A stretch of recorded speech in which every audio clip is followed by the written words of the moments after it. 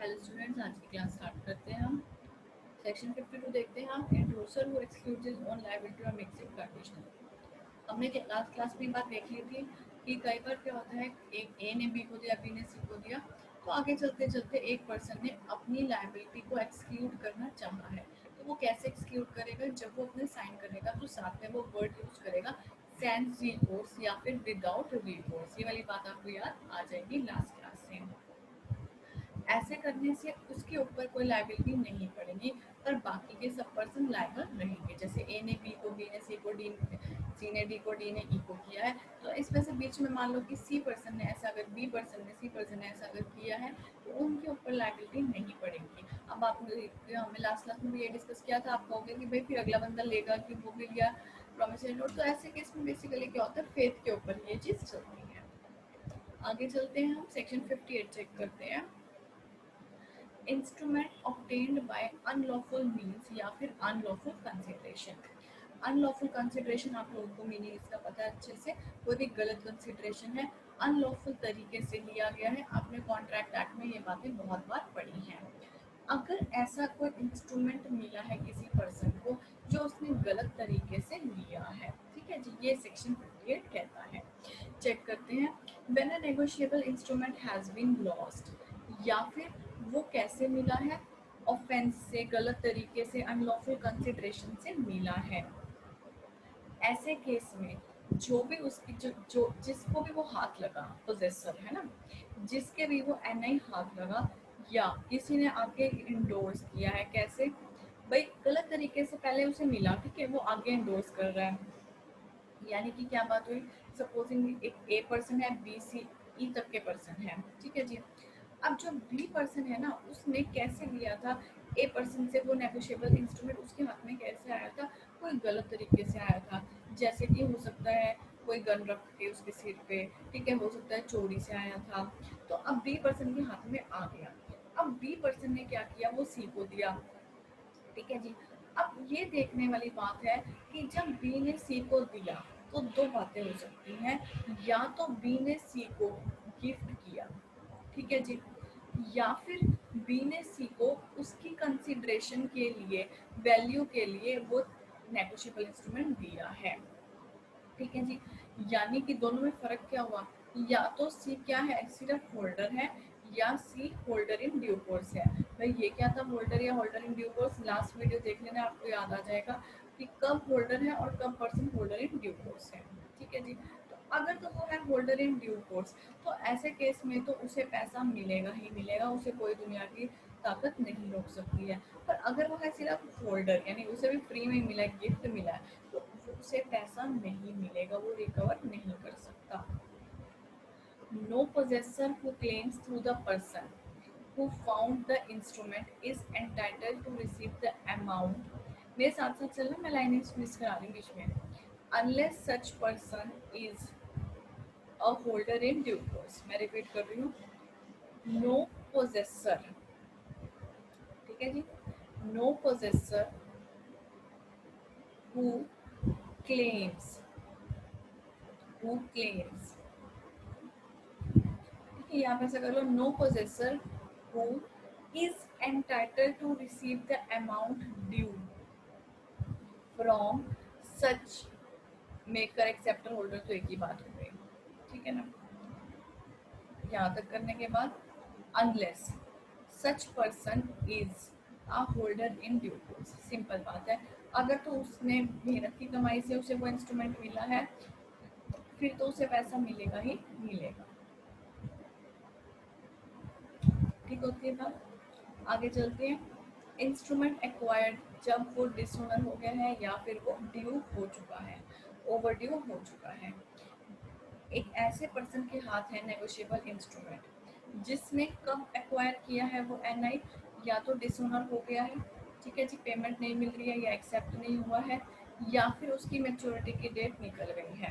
Clear होती है बात? Whether by non acceptance dishonour हुआ, नॉन पेमेंट, या नोटिस दिया, या आफ्टर मैच्योरिटी डिसऑनर हुआ, has only as against the other parties the right thereon of his transfer। मतलब उसे जिस पर्सन ने दिया है वो नेगोशिएबल इंस्ट्रूमेंट, जो ट्रांसफर है उसके, ठीक है, उसे जिससे भी मिला, जैसे ई को डी से मिला अगर, तो जो भी राइट्स डी पर्सन के होंगे वही राइट्स ई पर्सन के भी हो जाएंगे। किस केस में? डिसऑनर के केस में या फिर मैच्योरिटी के केस में। क्या कहते हैं?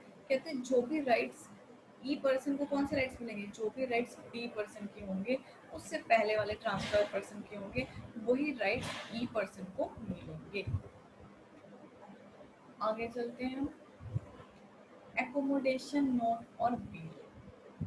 एकोमोडेशन से मतलब समझ में आता है हेल्प करना, जैसे कि एकोमोडेट करना, हेल्प करना।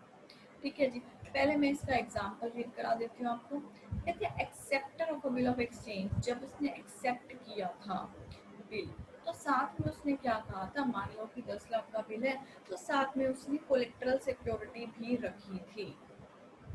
कुछ भी सामान उसने गुड्स वगैरह कोलेक्ट्रल सिक्योरिटी के रखे थे कि अगर मैं बिल की पेमेंट नहीं कर पाया तो तुम्हारे पास मेरा सामान है वो बेच के तुम बिल की पेमेंट ले लेना। To sell the goods and apply the proceeds if not paid at maturity. The bill having not having been paid at maturity. अब हम हाथ में क्या है? ड्रॉर के हाथ में है गुड्स जो कोलेक्ट्रल सिक्योरिटी पे ड्रॉई पर्सन ने दिए थे। अब वो क्या करेगा? वो मार्केट में जाएगा, गुड्स को सेल कर देगा एंड रिटेन द प्रोसीड्स। पर उसने क्या किया? गुड्स को बेच दिए, ठीक है जी, पर साथ में उसने क्या किया? बिल एंडोर्स कर दिया ए पर्सन को। आप समझ रहे हो बात को?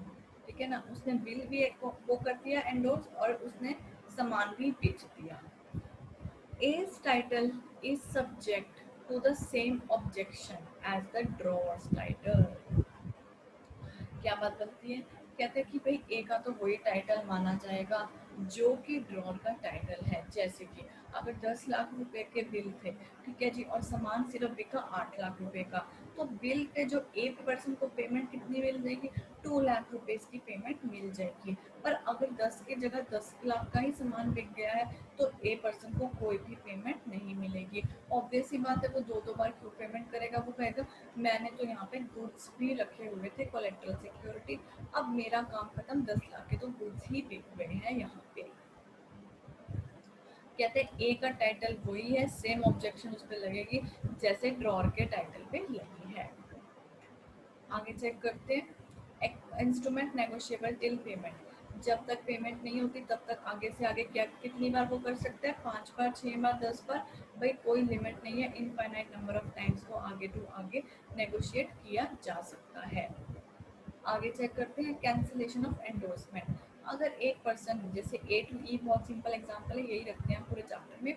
ए टू ई चल रही है स्टोरी, ठीक है, बीच में एक पर्सन ने क्या किया?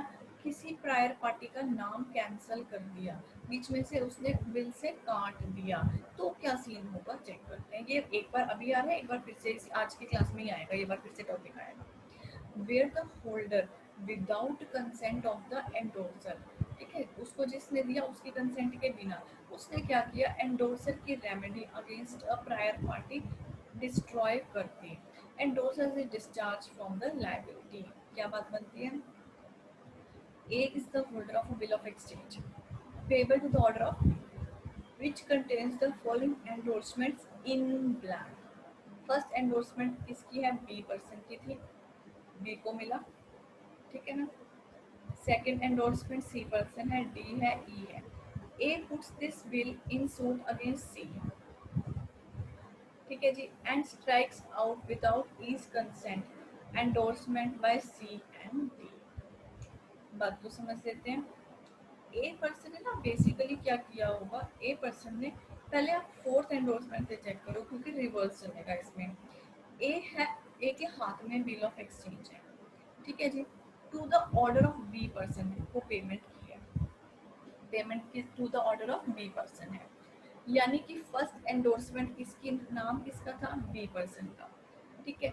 फिर सी की बात आई, डी की आई, ई की आई। अब कहते हैं ए पर्सन ने तो क्या किया? सी को सीओ किया, मतलब ए कह रहा है कि मुझे पैसे दो, ठीक है, पैसे नहीं मिल रहे हैं, पेबल नहीं हो रहा है, उसके हाथ में बिल है, वो कह रहा है मुझे पैसे नहीं मिल रहे हैं। तो उसने क्या किया? ए पर्सन ने चाहता तो वो किसको करता? वो ई पर्सन को भी सीओ कर सकता था, पर उसने क्या किया? उसने एक तरीके से किसके ऊपर स्यू कर दिया, उसने सी पर्सन को स्यू कर दिया और ई से पूछे बिना ही उसने सी और डी का नाम वहां से काट दिया। यानी कि कहता है कि उसने अगर ए पर्सन ने एंडोर्सर से पूछे बिना अगर उसका नाम काट दिया है तो ऐसे केस में ए को कभी ई से पैसा कुछ भी रिकवर नहीं होगा। यानी सिंपल सा अगर हम लॉजिक देखें, ए पर्सन ने किसी से पूछे बिना उसका वहां पे उसके प्रायर पार्टीज का नाम काट दिया है। यानी अब ई पर्सन जो है ना, ई पर्सन सी और डी से पैसा रिकवर नहीं कर सकता, क्योंकि देखो हुआ क्या ना, सी ने डी को दिया, डी ने ई को दिया, ई ने ए को दिया, ए लास्ट में है ना, ए होल्डर है, तो ए पर्सन को किसने दिया, ई ने दिया। ई से पूछे बिना उसने क्या किया, सी और डी का नाम काट दिया। यानी कि अब कहने का मतलब क्या हुआ कि अगर ए को पैसा बी पर्सन नहीं देगा, ठीक है ना, बट पर्सन नहीं देगा, अब ऐसे केस में क्या हो जाएगा, क्या वो ई पर्सन सी और डी के पास जा सकते हैं, उनका तो नाम ही काट दिया वहां से। जब सी और डी पर्सन का नाम ही काट दिया है तो एक तरीके से ये तो गलत काम हो गया, क्योंकि डैमेज कर दी है रेमेडी ई पर्सन की। ई कौन है यहाँ पे, एंडोर्सर है, तो ऐसे केस में तो गलत काम किया है। यानी अब ए होल्डर तो तुम हो, तुमने सी डी का नाम अपने आप काट दिया ई से बिना पूछे, ना तो तुम्हें सी डी से पैसा मिलेगा ना ही तुम्हें ई से पैसा मिलेगा, तुम्हें इन तीनों से पैसा नहीं मिलेगा, ठीक है ना। क्यों, क्योंकि तुमने एक गलती की है, तुमने कैंसिल कर दिया है किसी पर्सन का नाम, एंडोर्सर का नाम तुमने कैंसिल कर दिया उससे पूछे बिना। किसका नाम कैंसिल किया, भाई एंडोर्सर को जिसने दिया होगा ना, प्रायर पार्टी का नाम कैंसिल तुमने वहां पे कर दिया है। तो इससे सबसे ज्यादा नुकसान किसको हुआ, ई पर्सन को, एंडोर्सर को, क्योंकि वो अब सी और डी से जाके रिकवर नहीं कर सकता पैसा, नहीं तो वो सी और डी से जाके रिकवर कर सकता था, ठीक है। अब उसे किसके पास जाना पड़ेगा पैसे रिकवर करने के लिए, अब भाई उसे जाना पड़ेगा ड्रॉई पर्सन के पास, है ना, ड्रॉई पर्सन के पास जाना पड़ेगा। और अगर ड्रॉई भी नहीं दे पाएगा तो वो बैठा रहेगा, वो कुछ नहीं कर पाता। पर अगर सी और डी का नाम लिखा रहता तो वो सी के पास भी जा सकता था, डी के पास भी जा सकता था। तो भाई तुमने ए बिना पूछे कैसे सी डी का नाम काट दिया, तो ना मैं लायबल हूँ ना सी डी लायबल है, बैठो अब तुम अपने आप ड्रॉई को ढूंढो और ड्रॉई के घर जाके पैसा ले लो। आगे चलते हैं नेगोशिएशन बैक। नेगोशिएशन बैक का मतलब बहुत सिंपल है, ए ने बी को, बी ने सी को, सी ने डी को, डी ने ई को, ई ने वापस ए को नेगोशिएट कर दिया है। तो क्या ऐसे केस में अगर बी को रिकवरी ना हो पैसे की, अब हाथ में किसके है, हाथ में ए पर्सन के है ना, ए पर्सन के हाथ में, अगर मान लो वो अब एफ पर्सन को दे दे, ठीक है ना, तो भाई क्या ए पर्सन को वापस से लायबल बनाया जा सकता है या नहीं बनाया जा सकता। अगर इनमें से कोई भी पर्सन ने, जैसे ए पर्सन ने लिख दिया sans recourse without taking up recourse, तो इसका मतलब क्या होगा कि वो अब लायबल नहीं है, बाकी की प्रायर पार्टीज लायबल रहेंगी, ये बात हमने पहले भी करी है, ठीक है ना। ये मैं आपको कहती हूँ कि वापस से ये बात आएगी। In case of negotiation, if a negotiable instrument negotiated back by endorser to any of the prior party, वापस उन्हीं पर्सन में से एक किसी के पास आ गई, क्योंकि सर्कल है, जितनी मर्जी बात आप आगे नेगोशिएट करोगे। It is termed as negotiation back.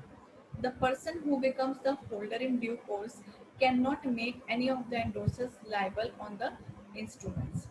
But when endorser had excluded his liability, अगर उसने वर्ड यूज किया sand recourse, after becomes the holder in his own right under negotiable, all the persons are liable to him, and in case of dishonor he can recover the amount from all or any of them. क्या बात कहते हैं यहाँ पे, कहते हैं कि उसके पास वापस आ गया, ए के पास वापस आया ई से, ए ने आगे एफ को दिया पर साथ में उसने लिख दिया, ठीक है, क्या, विदाउट रिकोर्स, तो यानी अब वापस से उस पर्सन के पास, ए के पास पैसा लेने कोई पर्सन नहीं आएगा। उसने क्या किया, एक्सक्लूड कर दी है लाइबिलिटी अपनी। बाकी के पर्सन सारे लायबल रहेंगे, बिल्कुल रहेंगे, बाकी के सारे पर्सन बीच के B C D E liable रहेंगे, बट ए पर्सन की लायबिलिटी उसने अपने आप हटा दी है, हटा सकता है, क्या वो ऐसा प्रोविजन है। क्यों एक्सेप्ट करेगा अगला बंदा, अगला बंदा इसलिए करेगा क्योंकि फेथ है, उसे पता है कि जो ड्रॉई है वो पक्की पार्टी है, उसको पैसा देना ही देना है, उसके पास है, उसकी पोजीशन अच्छी है। आगे चलते हैं, capacity to make the instruments, कौन कर सकता है भाई मेक, कोई भी पर्सन कर सकता है जो लॉ की नज़र में एक प्रॉपर पर्सन है। सब्जेक्ट टू बाइंड कर सकता है, जो भी अपने आप को वो पर्सन कर सकता है, बना सकता है। क्या माइनर कर सकता है, भाई माइनर कुछ भी कर सकता है पर उसके ऊपर लाइबिलिटी नहीं अराइज होगी, वो कुछ भी करे, नेगोशिएट करे, चेक लिखे, कुछ भी कर सकता है, बट कहीं पे भी वो अपने आप को बाइंड नहीं कर सकता है। अगर कोई बाइंड करने वाला कॉन्ट्रैक्ट है तो वो वॉइड माना जाएगा। एग्जाम्पल रीड कर लेना, बहुत सिंपल है। सेक्शन 27 चेक करें, authority to sign that is through the agency. क्या एजेंसी के थ्रू, एजेंट के थ्रू भी ये सब काम हो सकता है नेगोशिएबल इंस्ट्रूमेंट का? बिल्कुल हो सकता है। सबको पता और होना चाहिए कि भाई वो एजेंट है, वो बाइंड कैसे कर रहा है, वो अपने प्रिंसिपल को बाइंड कर रहा है। क्या लीगल रिप्रेजेंटेटिव के थ्रू भी हो सकता है? लीगल रिप्रेजेंटेटिव तभी केस में आता है जब डिकीज पर्सन होता है, ठीक है जी। लीगल रिप्रेजेंटेटिव जिसने साइन किए हैं नेम प्रॉमिसरी नोट पे पर्सनली लायबल होगा अनटिल अनलेस वो ये बात नहीं लिखे कि भाई मुझे तो 10 लाख तक के एसेट मिलेंगे डिकीज पर्सन के, तो मैं 10 लाख के लिए लायबल हूँगा। अगर वो ऐसी बात लिखे तो वो 10 लाख के लिए लायबल रहेगा, पर अगर वो ऐसी बात नहीं लिखता तो वो पर्सनली लायबल हो जाएगा। अनलिमिटेड वर्ड तक आपने कर लेना है। एंडोर्समेंट बाय एलआर, क्या एलआर एंडोर्स कर सकता है? देखो जी, एक पर्सन है ए, ए ने क्या किया, साइन किए, ठीक है, साइन करके उसने नेगोशिएबल इंस्ट्रूमेंट अपने ड्रॉर में रख दिया, अगले दिन डिलीवरी करनी थी, अगली रातों रात डेथ हो गई। लीगल रिप्रेजेंटेटिव क्या उसकी डिलीवरी कर सकता है? बिल्कुल भी नहीं कर सकता। क्यों? क्योंकि आधा काम तो विटिकीज ने किया, आधा काम एलआर नहीं कर सकता। एलआर को ये बात करने की कोई राइट नहीं है। LR can not deliver promissory note, कुछ ऐसा नहीं कर सकता। करना है तो ऊपर वाली बात कर सकता है, लीक अपने साइन करके वो डिलीवर करा सकता है, ठीक है, पर ये नहीं कि साइन दूसरे पर्सन को और डिलीवर वो करे, ऐसा नहीं हो सकता। क्योंकि हो सकता है ना कि अब उसे थोड़ा बहुत उसकी डेथ हो रही है, ठीक है ना, but not delivered. LR is not agent. Therefore, he cannot complete the instrument and was executed. क्योंकि उसकी डेथ हो गई है तो वो आगे का काम नहीं करेगा। आगे चलते हैं जी, लाइबिलिटी ऑफ एजेंट साइनिंग, क्या लाइबिलिटी रहेगी? एजेंट की लाइबिलिटी एक तरीके से कैसी है, कोई पर्सनल लाइबिलिटी नहीं है। क्यों? खुद पता है आपको, एजेंट किसके भी पे काम कर रहा है, प्रिंसिपल के भी पे काम कर रहा है ना। Does not intent is liable personally, ठीक है जी। कह रहे विदाउट, अगर उसने लिखी ये बात तो ठीक है, पर अगर उसने कहीं पे भी नहीं लिखा कि वो साइन करे, तीन बातें देख लेनी है। अगर तो वो साफ साफ कह रहा है कि हाँ मैं एजेंट हूँ, सबको पता है वो एजेंट है, तो उसकी पर्सनल लाइबल नहीं है। दूसरी बात, अगर वो कहीं पे भी ये शो नहीं कर रहा कि वो एजेंट है और वो अपना नाम लिख रहा है और वो दिखा रहा है कि उसे अथॉरिटी है ये काम करने की, तो वो भी पर्सनली लाइबल रहेगा, ठीक है जी।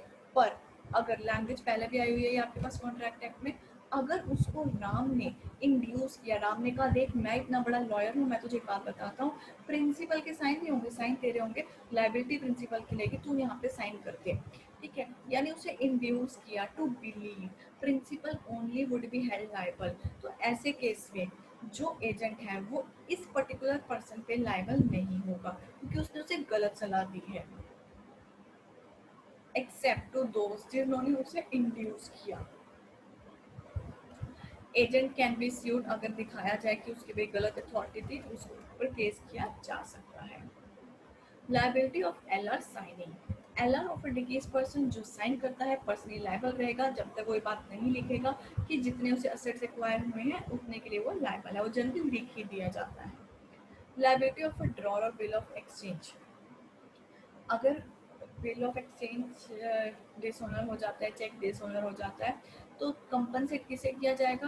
भाई याद है आपको, X Y Z Ram Shyam Mohan के अपने केस किए थे, एंट्रीज करते थे, राम ने श्याम को, श्याम ने मोहन को, तो जो होल्डर होता था वो किसके पास जाता था? जिसने उसको दिया है वो तो उसी के पास जाता था, ठीक है ना। तो drawer is bound in case of dishonour, ठीक है। अगर ड्रॉर जो पर्सन है वो अगर आगे एंडोर्स कर रहा है, ठीक है ना, A% ड्रॉर है, अगर वो आगे किसी और को दे रहा है तो वो भी लायबल रहेगा, उसके ऊपर कंपनसेशन लेने आ सकता है होल्डर। प्रोवाइडेड ड्यू नोटिस दिया जाना चाहिए टाइम से।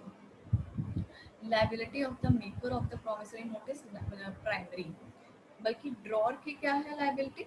है ना। ड्रॉअर की क्या है, drawer of the bill arises on dishonour. सबसे पहले तो जब भी मेच्योरिटी डेट होगी ड्रॉई के पास जाया जाएगा। अगर ड्रॉई हमें नहीं मिलता, डिसओनर है वो नहीं दिखता है, ठीक है, तो हम उसकी नोटिंग कराते हैं और हम उसके बाद कहाँ जाएंगे, नोटिस ऑफ डिसओनर किसको देंगे, हम ड्रॉअर पर्सन को देंगे। आगे चलते हैं जी, liability of drawee of cheque. ध्यान से समझना, ड्रॉई ऑफ चेक कौन है, बहुत इंपॉर्टेंट बात है। बैंक, बैंक कौन, जहाँ पे एक अकाउंट है, जिस पर्सन ने पैसा देना है उसका अकाउंट जहाँ पे है, जैसे कि HDFC बैंक, हमने फर्स्ट क्लास के एग्जांपल ले लिया फर्स्ट वीडियो में, आपने चेक दिया था HDFC में आपका अकाउंट था, तो उस इस एग्जांपल में कौन रहेगा ड्रॉई, HDFC बैंक। उस पर्सन की लायबिलिटी क्या है भाई, अगर तो आपके अकाउंट में पैसा पड़ा हुआ है तो वो अकाउंट में डाल मेरे अकाउंट में डाल देगा। अगर आपने मुझे 10,000 रुपये का चेक दिया, आपके अकाउंट में 8,000 रुपये हैं, तो क्या इसमें हम कहेंगे नहीं HDFC तो तुझे तो देना ही पड़ेगा भाई, एक्सिस बैंक को तेरे को देना ही पड़ेगा, ऐसी तो कोई बात ही नहीं है। यानी कि ड्रॉई ऑफ चेक कितने पैसे की लायबल है, जितना सफिशिएंट पैसा उतना पड़ा हुआ है अकाउंट में उतना ही लायबिलिटी है। ड्रॉई ऑफ अ चेक, जिसके पास सफिशिएंट फंड्स हैं, मस्ट पे द चेक, जब उसकी प्रेजेंटमेंट की जा रही है। Drawee of a cheque must always be a banker. Bank is bound to honour the customer certificate, अगर उसके पास सफिशिएंट चेक है। यहाँ तक करो समझे। आगे सेक्शन 32 पे चलते हैं हम, liability of maker of note acceptor. Maker of a note acceptor are bound to pay the amount thereon maturity according to the tenor of the note. कुछ लर्निंग की बात ही नहीं है इसमें, सबको पता है वही पेमेंट देंगे, ठीक है, जैसा दिख रहा है उसके हिसाब से वो पेमेंट करें। आगे चलते हैं जी, लायबिलिटी की बात करते हैं। Liability of the endorser, whoever endorses and delivers before maturity without expressly excluding his liability is bound to make every person in case of dishonor to compensate such holder for any loss or damage caused to him। यहाँ तक देखो, language को समझो फटाफट से। भाई ए ने B ने बी को सी डी ई करते कराते, जो ई कहाँ गया, ई ड्रॉय के पास गया मेच्योरिटी पे, डिसओनर हो गया, तो अब कौन कौन लायबल है भाई, ई डी के पास जा सकता है, ठीक है, सी के पास जा सकता है, बी के पास जा सकता है, इस तरीके से हर पर्सन के पास जा सकता है। अब डी पर्सन किसके पास जाएगा, वो अपने से प्रायर पार्टीज के पास जाएगा। तो क्या ये कोई भी जिसने भी एंडोर्सर है, क्या एंडोर्सर हमेशा लायबल रहेगा भाई, जब मेच्योरिटी के डेट पे डिसओनर हो गया नेगोशिएबल इंस्ट्रूमेंट, तो एंडोर्सर लायबल रहेगा। किस किस अमाउंट की, 10,000 रुपये का तो अमाउंट था, साथ में नोटिंग चार्जेस लगे 50 रुपये के, उसके लिए भी लायबल रहेगा। ये बात आपको अच्छे से पता है।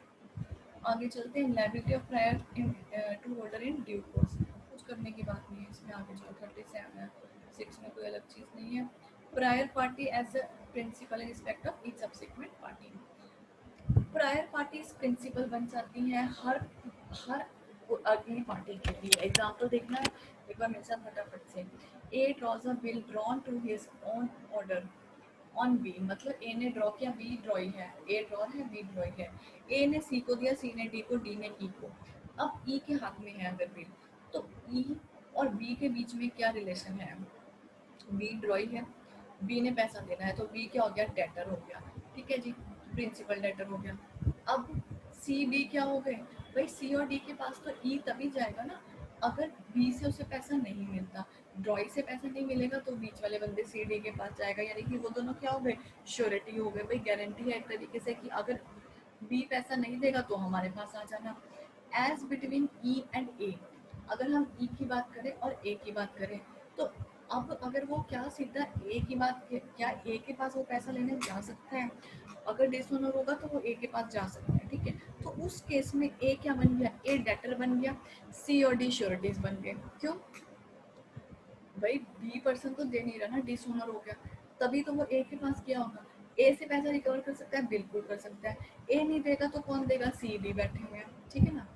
अब दूसरी बात देखते हैं, ई क्या कहता है, ई कहते हैं मैं तो सी के पास जाऊंगा, तो वो सी के पास जाता है, प्रिंसिपल डेटर बन जाता है सी, और श्योरिटी उसका कौन बन जाता है, डी उस पर्सन का श्योरिटी बन जाता है, यानी कि सी नहीं दे रहा तो डी पर्सन के पास पैसा लेने वो जाएगा, ऐसा वो कर सकता है। टेक्स्ट पढ़ना, as between the party so liable surety, each prior party, हर prior party also liable as a debtor in respect of each subsequent party। में से पहले पार्टी के लिए लायबल रहेगा हर person.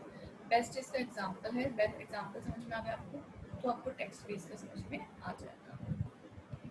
Other related concept check करते हैं हम। सेक्शन 40 है, सेम है, कोई अलग बात नहीं है। A is the holder of bill of exchange payable to order of B. अब एंडोर्समेंट ये चार हुई हैं, चार में से दो का नाम अगर काट दिया जाएगा तो यानी कि रिकवरी जिसका नाम एंडोर्सर जिसका नाम काटा है उससे भी रिकवरी नहीं की जा सकती है। तीसरी बार ये रिपीट हो रहा है। Acceptor bound although endorsement forced, accept कर लिया है बिल, ठीक है जी। Is not relieved of a bill of exchange already endorse, मतलब मैंने एक्सेप्ट कर लिया है बिल को, यहाँ पे मेरे पास आ गया है बिल, ठीक है, मुझे पैसा मिलेगा। एंडोर्समेंट फोर्ज है यानी कि झूठे साइन है, ठीक है। If he knows reason to believe कि एंडोर्समेंट क्या है, फोर्ज है, फोर्जरी है, ठीक है जी। कह रहा है क्या अब पेमेंट करनी पड़ेगी, अभी भी है तो यहाँ पे फोर्जरी का केस, पर उसे कहीं ना कहीं पता था कि ये फोर्जरी का केस है, ठीक है, उसे पता था कि इसके साइन ऐसे नहीं है, तो ऐसे केस में भी उसको पेमेंट करनी पड़ेगी। He is not relieve from liability, payment यहाँ पे रुकेगी नहीं। Acceptance of bill drawn in fictitious name, bill किसके नाम का है, ड्रॉ फिक्टिशियस नेम यानी वो एग्जिस्ट नहीं करता। एग्जांपल देखना है, X draws a bill on Y, Y कौन है, ड्रॉई है। साइन किसके नाम पे हुए, जेड के नाम पे, यानी कि एक्स चाहता है कि पेमेंट हो जेड को, पर जेड कोई असली बंदा नहीं, फिक्टिशियस नाम है। Bill is payable to the order of Z, Y ने बिल एक्सेप्ट कर लिया, कोई प्रॉब्लम नहीं है, वाई कहता है मेरे को क्या, मुझे तो पता भी नहीं जेड है कौन नहीं है, मुझे क्या फर्क पड़ता है, मैंने पेमेंट देनी है। एम को बिल मिला किससे, एक्स पर्सन ने आगे दे दिया बिल एम को, ठीक है जी। एम कौन है, जिसने उसे गुड्स दिए थे, यानी होल्डर इन ड्यू कोर्स है। वाई अवॉइड कर सकता है पेमेंट ऑफ द बिल, बिल्कुल भी नहीं, क्योंकि फर्क नहीं पड़ता कि जेड था नहीं था, तुम्हें पैसा देना, तुम्हें पैसा देना पड़ेगा। Accepted draw for bill of exchange drawn, bill of exchange which is लिख लो, यहाँ पे बिल ऑफ एक्सचेंज के आगे लिख लो which is drawn in a fictitious name, payable to the drawer's order, is not relieve वगैरह की जगह लिख लो has to still make the payments, has to still make the payment to any holder in due course, to any holder in due course, provided the signature, provided the signature is in the same handwriting, is in the same handwriting as of drawer and as of endorser। Example देख लेते हैं, यहाँ पे जो हमने देखा इसका answer दिया देते हैं। कहते हैं अगर एक्स ने जेड के झूठे साइन कर भी दिए हैं तो जिस हैंडराइटिंग में किए हैं उसी हैंडराइटिंग में उसने एम को भी आगे एंडोर्स किया होना चाहिए, कोई प्रॉब्लम नहीं है, ड्रॉई को पेमेंट करनी ही पड़ेगी। नेगोशिएबल इंस्ट्रूमेंट विदाउट कंसिडरेशन, या फिर कंसिडरेशन विच फेल्स है क्रिएट्स नो ऑब्लिगेशन, ए ने बी को गिफ्ट दिया, बी ने सी को गिफ्ट दिया, ठीक है जी। तो ऐसे केस की बात क्या कह रहे हैं, कोई ऑब्लिगेशन आपस में नहीं है। अब सी ने डी को गिफ्ट कर दिया, सोचो जरा चेक था, चेक डिसऑनर हो गया, तो क्या डी सी के पास जाएगा, सी बी के पास जाएगा, ऐसी कोई भी ऑब्लिगेशन क्रिएट नहीं होगी, क्योंकि ये क्या है, ये विदाउट कंसिडरेशन वाले पर्सन है। यहाँ तक करना है आपने ट्रांजेक्शन।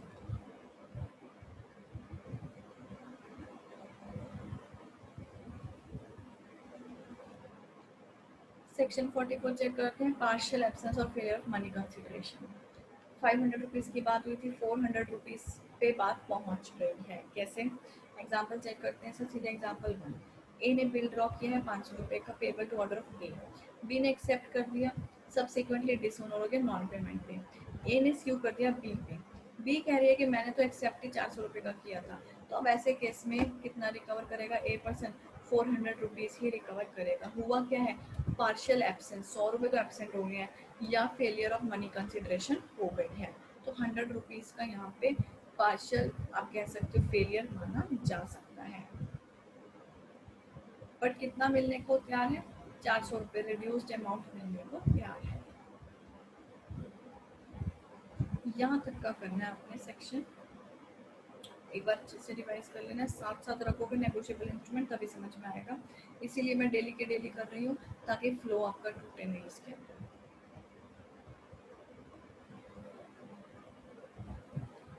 एक एग्जांपल ये टेक्स्ट रीड कर रही हूँ, कंसिडरेशन कंसिस्टेड ऑफ मनी, जो असल में एब्सेंट थी या फेल हो गई है इन पार्ट, तो ऐसे केस में the sum which a holder is entitle पे आगे में सीधा to receive from him is proportionately reduced, 500 की जगह 400 रुपये उसे मिलेंगे, अमाउंट प्रोपोर्शनेटली रिड्यूस हो जाएगा। ठीक है जी, नेक्स्ट क्लास में हम प्रेजेंटमेंट वगैरह सारे करेंगे, ये बहुत सिंपल बातें हैं बीच बीच में। मोर और लेस हम 10 पेजेस कवर कर रहे हैं, तो 10 पेजेस साथ साथ हमें